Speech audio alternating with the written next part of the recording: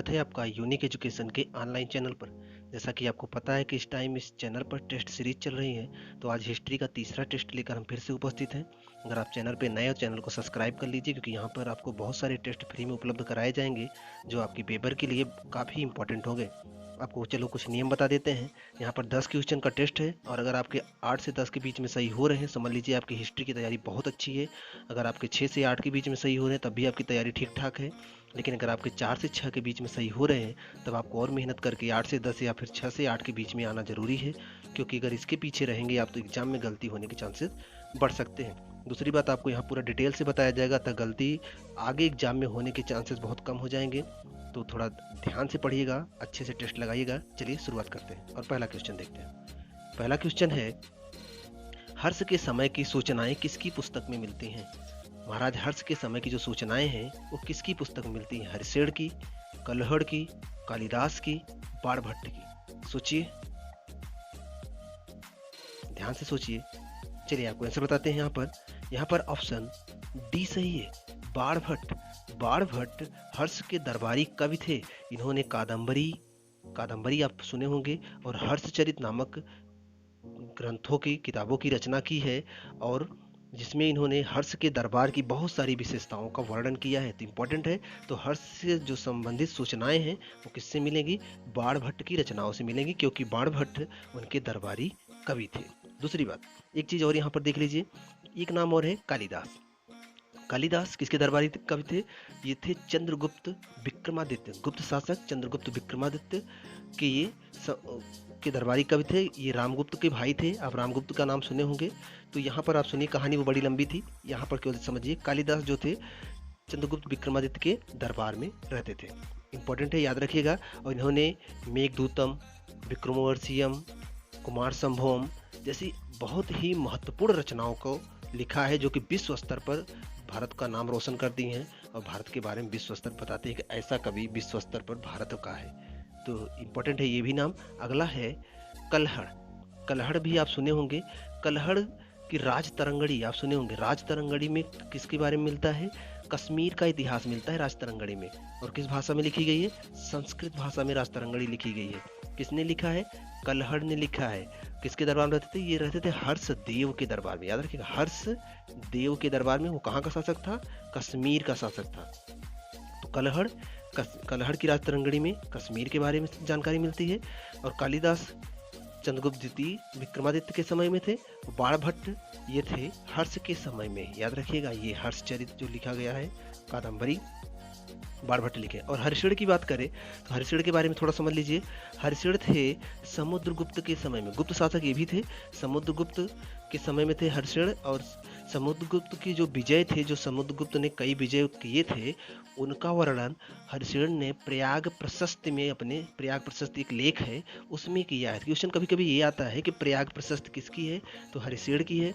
हरिशेण किसके दरबारी कवि थे? समुद्रगुप्त के थे। बाणभट्ट किसके थे? तो हर्ष के थे। और कालिदास किसके थे? तो चंद्रगुप्त विक्रमादित्य के थे। और कलहड़ किसके थे? तो हर्ष देव के थे, जो कश्मीर का शासक था। जो जितने फैक्ट थे यहाँ पे इंपॉर्टेंट सब बता दिया गया। अगर आप दिमाग में रखे रहेंगे तो कभी भी गलती नहीं होगी। और यहाँ पर अब पहले क्वेश्चन का आंसर डी सही है। चलते हैं नेक्स्ट क्वेश्चन पर और अगला क्वेश्चन देखते हैं। अगला क्वेश्चन है, मुगल काल में राज्य की आय का मुख्य स्रोत क्या था?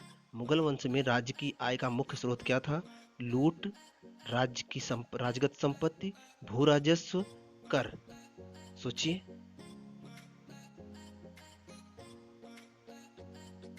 चलिए हम आपको आंसर बताते हैं।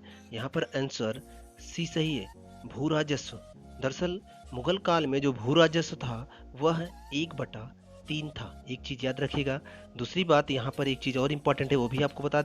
मुगल काल में भूमि को कई भागों में बांटा गया था, जिसमें एक था मदद ए मास भूमि, एक था खालसा भूमि और एक था जागीर भूमि। थोड़ा सा अंतर समझ लीजिए। मदद ए मास भूमि कौन सी होती थी? जब विद्वानों को उनके कविताओं के बदौलत भूमि दान दे दिया जाता था, तो ऐसी भूमि को मदद ए मास भूमि कहा जाता था। खालसा भूमि क्या था? राजा जिस भूमि को जीतता था, वो जो शाही खानदान के अंतर्गत आती थी भूमि, उसे खालसा भूमि कहते थे। जागीर भूमि किसे कहते थे? वह भूमि जो सरदारों को उनके वेतन के बदले दी जाती थी, वो थी जागीर भूमि। तो ये 3 भागों में भूमि बटी थी और जो आय था उस टाइम, राजस्व जो था 1/3 था। तो यहाँ पर जो क्वेश्चन है कि मुगल काल में राज्य की आय का मुख्य स्रोत क्या था, तो वो था भू राजस्व। ऑप्शन सी सही है, इंपॉर्टेंट है, याद रखिएगा। चलते हैं नेक्स्ट क्वेश्चन पर। अगला क्वेश्चन है, बहमनी राज्य का संस्थापक कौन था? चलिए अगला क्वेश्चन देखते हैं। अगला क्वेश्चन है, बहमनी राज्य का संस्थापक कौन था? बहमनी राज्य का संस्थापक कौन था? मलिक अंबर, हसन गंगू, मोहम्मद दीवान, सिकंदर शाह। कौन था, सोचिए। चलिए आपको आंसर बताते हैं। यहाँ पर ऑप्शन बी सही है, हसन गंगू। बहमनी राज्य का जो संस्थापक था वो था हसन गंगू। दरअसल हसन गंगू के बारे में थोड़ा जानिएगा। 1347 ईस्वी में इसने दक्षिण भारत में 1347 ईस्वी में दक्षिण भारत में इसने बहमनी साम्राज्य की स्थापना की, पहली बात। दूसरी बात, इसका पूरा नाम था अलाउद्दीन बहमन शाह, इसका पूरा नाम था। लेकिन इसने अपना नाम हसन गंगू क्यों रखा? क्योंकि एक गंगू नामक ब्राह्मण का एक सेवक था और उसी की सेवा के बदौलत इसको लगा कि इसने जो साम्राज्य स्थापित किया वो सफल हुआ है, इसलिए अपने नाम के आगे उसने उस ब्राह्मण का नाम, गंगू नामक ब्राह्मण का नाम जोड़ दिया और अपना नाम रख दिया हसन गंगू। दूसरी बात, इसकी राजधानी जो थी वो गुलबर्गा थी, ये आप याद रखिएगा। इनकी जो भाषा थी वो मराठी थी, ये भी याद रखिएगा। और इनकी यहाँ जो मुद्रा चलती थी वो मुद्रा थी हूण, याद रखिएगा। उनकी मुद्रा क्या थी? हूण। कई इंपॉर्टेंट फैक्ट है, ये सारे के सारे आपको याद होना चाहिए, कहीं से भी क्वेश्चन आ सकता है, याद रखिएगा। एक चीज, 1347 में दिल्ली सल्तनत में कौन था? तो याद रखिएगा, तुगलक वंश का शासन था। मोहम्मद बिन तुगलक का समय था वो 1347 ईस्वी में। तो कहीं से भी क्वेश्चन आए कि जब बहमनी साम्राज्य की स्थापना हुई थी तो दिल्ली सल्तनत पर कौन शासन कर रहा था, तो ये भी आपको पता होना चाहिए, इंपॉर्टेंट है, कई चीज याद रखिएगा। चलते हैं नेक्स्ट क्वेश्चन पर। अगला क्वेश्चन है, अष्टप्रधान मंत्रिमंडल किसके दरबार में थे? अष्टप्रधान मंत्रिमंडल किसके दरबार में थे? हर्षवर्धन, समुद्रगुप्त, शिवाजी, यशोवर्मन। सोचिए। चलिए हम आपको आंसर बताते हैं। यहाँ पर आंसर सी सही है, शिवाजी। अष्टप्रधान शिवाजी के दरबार में रहते थे। दरअसल शिवाजी अपने मंत्रियों को, मुख्य रूप से 8 मंत्रियों को सचिव के रूप में नियुक्त किए थे। उनको बहुत ज़्यादा कार्यभार दिया गया था, वही मुख्य रूप से पूरे राज दरबार का कार्यभार देखते थे। तो उस जो 8 मंत्रियों का समूह था उसे अष्टप्रधान कहते थे। उसमें जो मुख्य था, जो प्रधानमंत्री था, जो मंत्रियों का प्रधान था, उसे बोलते थे पेशवा, याद रखिएगा। पेशवा जो था वो मंत्रियों का प्रधान था। उसके बाद उसमें जो सरे नौबत था वो सैन्य विभाग का प्रधान था। उसमें जो आमात था वो राजस्व मंत्री था, जिसे वित्त मंत्री कह सकते हैं। उसमें जो वाकया नवीस था उसे सूचना मंत्री कहते थे, सूचनाओं के बारे में ध्यान रखता था। उसमें जो चिटनिस था वो राजकीय पत्रों को पढ़कर सुनाता था। और जो सुमंत था वो विदेश मंत्री था। और जो पंडित राव था वो धार्मिक, नाम से ही पता चला है धार्मिक होगा। और न्यायाधीश तो आप जानते हो न्यायाधीश होगा, और जो छोटे हों। तो ये अष्टप्रधान थे। तो ये किसके दरबार में रहते थे? शिवाजी की। एक चीज। दूसरी चीज, यहाँ पर एक बात और बता, 2-3 चीज फैक्ट इंपॉर्टेंट है वो भी बता देता हूँ। अष्टप्रधान शिवाजी के दरबार में एक आता है अष्टदिग्गज। अष्टदिग्गज किसके दरबार में रहते थे, ये आप हमें कमेंट बॉक्स में बताएंगे। अगर आप नहीं बता पाएंगे तो हम आपको अगले वीडियो में जरूर आंसर बताएंगे। आप खुद सोचिए अष्टदिग्गज किसके दरबार में रहते थे। हाँ, एक चीज और, नवरत्न किसके दरबार में रहते थे? तो अकबर आप जानते हो, लेकिन एक और थे जिसके दरबार नवरत्न रहते थे, वो था चंद्रगुप्त विक्रमादित्य। गुप्त वंश का चंद्रगुप्त विक्रमादित्य, उसके दरबार में भी नवरत्न रहते थे। तो इंपॉर्टेंट है, यहाँ पर जो क्वेश्चन है अष्टप्रधान, तो उसका आंसर सी है, शिवाजी के दरबार में रहते थे। इंपॉर्टेंट है, याद रखिएगा। चलते हैं नेक्स्ट क्वेश्चन पर। अगला क्वेश्चन है, अमीर खुसरो किसके दरबारी कवि थे? अमीर खुसरो किसके दरबारी कवि थे? सिकंदर लोदी, अलाउद्दीन खिलजी, शेरशाह सूरी, हुमायूं। सोचिए किसके दरबारी कवि थे अमीर खुसरो?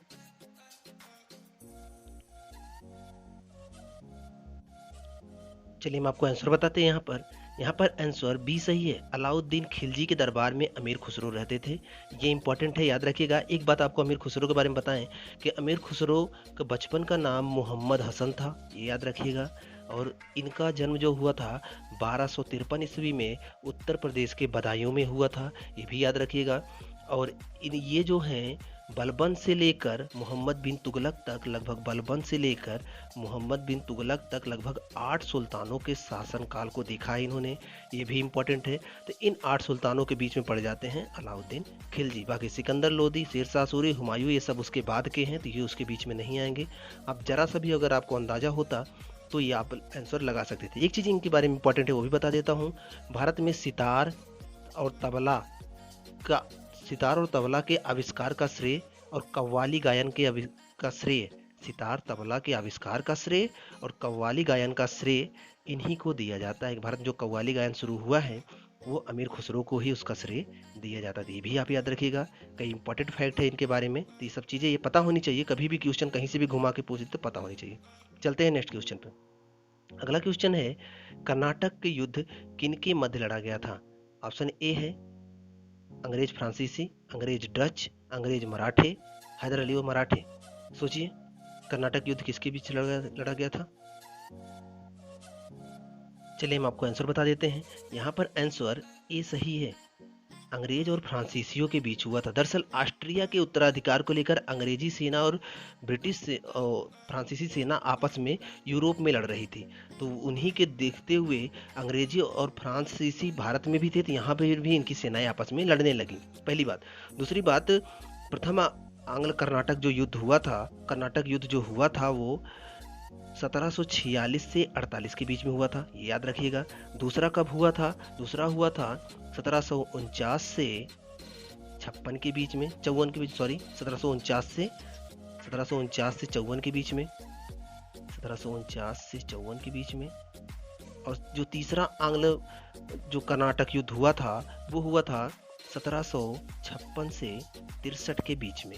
ये तीनों सन आप याद रखिएगा, कभी भी क्वेश्चन आ सकता है। एक चीज, दूसरी चीज यहाँ पर एक चीज और इंपॉर्टेंट है, ये भी कई बार क्वेश्चन पूछा गया है। पहला कर्नाटक युद्ध जो समाप्त होता है वो होता है आक्सला सापल के युद्ध संधि के दौरान। आक्सला सापल की संधि होती है तब जाके प्रथम कर्नाटक युद्ध समाप्त होता है। दूसरा कर्नाटक युद्ध जो समाप्त होता है वो पांडिचेरी की संधि से समाप्त होता है। तीसरा जो कर्नाटक युद्ध समाप्त होता है वो पेरिस की संधि से समाप्त होता है। तीनों याद रखिएगा, क्वेश्चन तीनों से पूछता है। पहला कर्नाटक युद्ध किस संधि से समाप्त हुआ? आक्सला सापल, दूसरा पांडिचेरी की संधि, तीसरा पेरिस की संधि। तीनों इंपॉर्टेंट है, याद रखिएगा। तो यहाँ पर ऑप्शन ए सही था। चलते हैं नेक्स्ट क्वेश्चन पर। अगला क्वेश्चन है, किस युद्ध में एक पक्ष द्वारा पहली बार तोपों का प्रयोग किया गया था? किस युद्ध में एक पक्ष द्वारा पहली बार तोपों का प्रयोग किया गया था? पानीपत का प्रथम युद्ध, खानवा का युद्ध, प्लासी का युद्ध, पानीपत का द्वितीय युद्ध। सोचिए।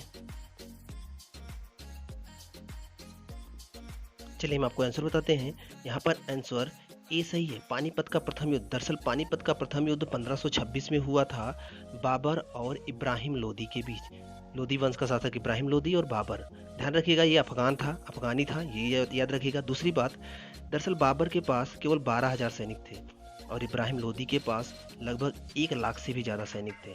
फिर भी इस युद्ध में इब्राहिम लोदी हार गया क्योंकि बाबर ने तोपों का प्रयोग किया था। दूसरी बात, बाबर ने तुगलमा युद्ध पद्धति का प्रयोग किया था। तुगलमा युद्ध पद्धति थोड़ा समझ लीजिए, एक तरफ जैसे ये बाबर की सेना, एक तरफ इब्राहिम लोदी की सेना, इनकी सेनाएं आपस में आमने सामने होती थी, तो कुछ सैनिक इधर से भी लड़ते थे, कुछ सैनिक इधर से लड़ते थे, कुछ सैनिक पीछे से भी वार करते थे। तो एक समय में घेर कर सभी की सेनाओं को मार देना, ये तुगलमा युद्ध पद्धति था। इसकी शुरुआत बाबर ने किया था। दूसरी बात, ये तोप लाया था तो मध्य एशिया से, तो पहली बार तोपों का प्रयोग इसी ने किया था, इंपॉर्टेंट है, याद रखिएगा। और केवल इसी की तरफ से तोपों का प्रयोग हुआ था, इब्राहिम लोदी ने तोपों का उपयोग नहीं किया था। इसलिए क्वेश्चन ऑप्शन ए सही है, इंपॉर्टेंट है, याद रखिएगा। चलते हैं नेक्स्ट क्वेश्चन पर और अगला क्वेश्चन देखते हैं। अगला क्वेश्चन है, टोपरा और मेरठ से 2 अशोक स्तंभ को दिल्ली कौन लाया था?